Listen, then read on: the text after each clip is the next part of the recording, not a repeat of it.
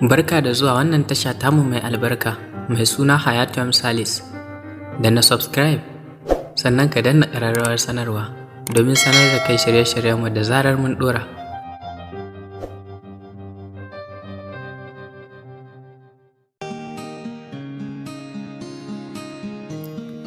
Na yarda da ke zan rayu domin cikon farin cikina. Haƙiƙa zan kasance naki ko da a ce sanke zai fi garwashi kuna a cikin zuciya. Zan tanadi dukkanin farin ciki domin in kira ki sarauniya. Ba ni da wasu kalmomin ambato da suka wuce in mai sheki ta musamman a fadar zuciya. Kina da kyau wanda ya wuce a kiraye ki da gimbiya. Ke ce halitta mafi kyau daga cikin samaniya, wanda haskenta ke ratsa duniya.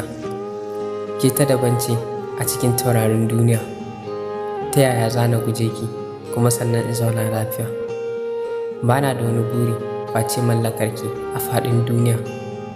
Idan har na kira ki tawa, to na cika burina na duniya. Idan na zama mallakin ki, na cika burina na gabaki ɗaya rayuwata. Ke ce gatana, ke ce komaina, ke ce asalin sunana.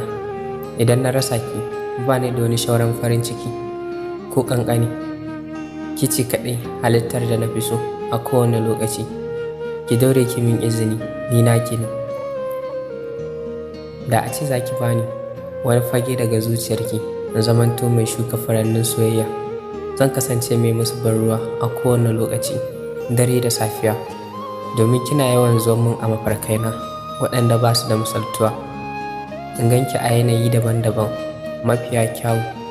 Wani lokacin in ganki a sarauniya, wani lokacin kuma in ganki a zinariya. Na rasa gane wani irin baiwa Allah Ubangiji ya miki, domin sanyin muryanki ne ke kore min dukkan damuwata.